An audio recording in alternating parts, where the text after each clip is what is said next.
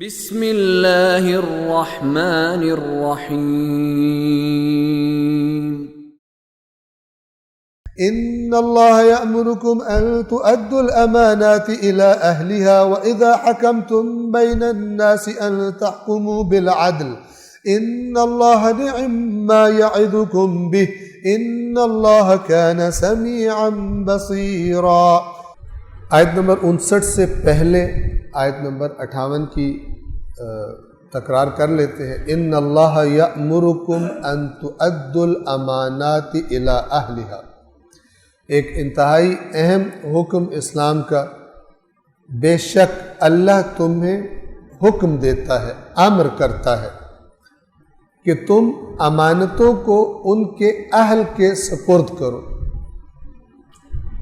وَإِذَا حَكَمْتُمْ بَيْنَ النَّاسِ أَن تَحْكُمُوا بِالْعَدْلِ، اور جب لوگوں کے درمیان فیصلہ کرو تو عدل اور انصاف کے ساتھ فیصلہ کیا کرو۔ کیوں؟ ان اللہ نعم ما یعظکم بہ، بے شک اللہ بہترین نصیحت تمہیں کر رہا ہے، یعنی اللہ جو تمہیں نصیحت کر رہا ہے وہ بہترین ہے تمہارے معاشرے کے لیے، تمہاری زندگیوں کے صحیح راستے پر رہنے کے لیے، ناہمواریوں سے بچنے کے لیے۔ عدل، ادائے امانت اور عدل کے ساتھ فیصلہ کرنا، یہ دو بہت ہی بنیادی چیزیں ہیں کہ جن کی طرف اسلام تاکید فرماتا ہے۔ ان اللہ کان سمیعا بصیرا، یقیناً اللہ خوب سننے والا اور خوب دیکھنے والا ہے۔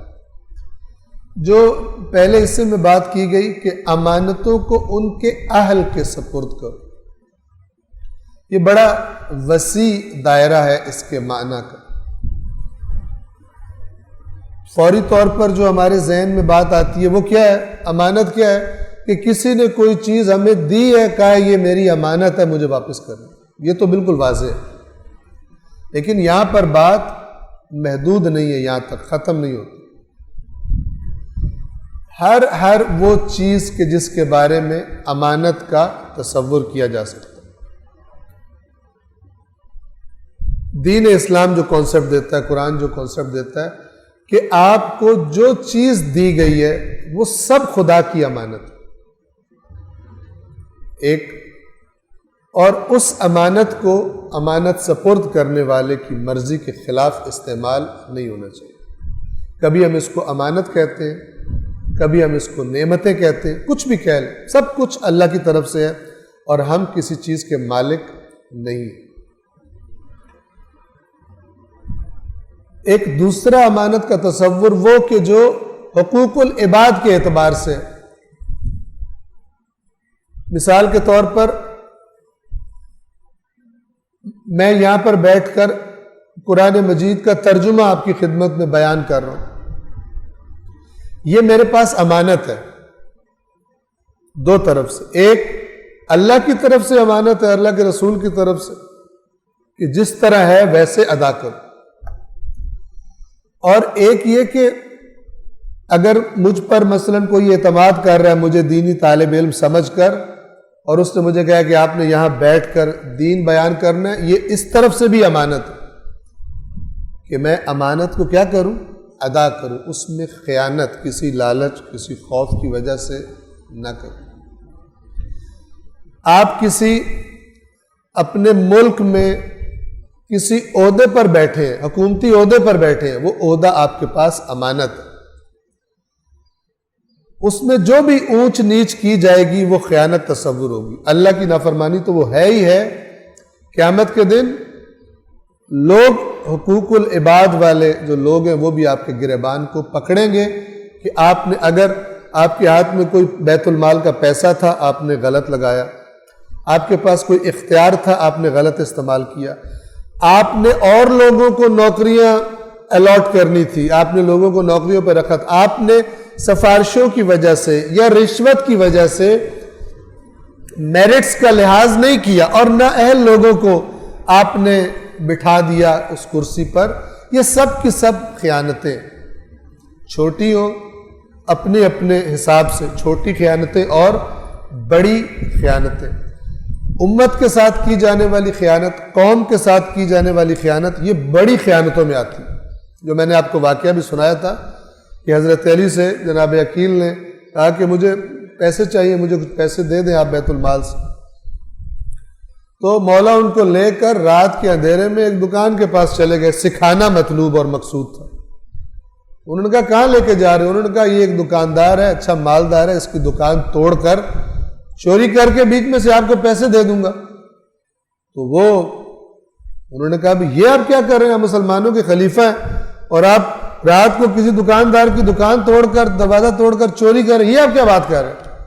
تو مولا نے جواب میں فرمایا کہ جہاں سے تم مجھے کہہ رہے ہو کہ میں نکال کے تمہیں دے دوں، وہ بہت بڑی چوری ہے اس کی نسبت سے، اس لیے کہ قیامت کے دن اگر ہم نے اس کی دکان توڑی تو یہ ایک بندہ آئے گا اپنا حق کا مطالبہ کرنے، لیکن اگر بیت المال میں سے میں نے غلط خرچ کر دیا تو ساری کی ساری امت جو اس وقت موجود ہے وہ آئے گی میرا گریبان پکڑنے قیامت کے دن کہ آپ نے ہمارا پیسہ کیوں غلط جگہ پہ لگایا، اپنے رشتہ دار کو مثلا کیوں دے دیا، اپنے بھائی کو کیوں دے دیا۔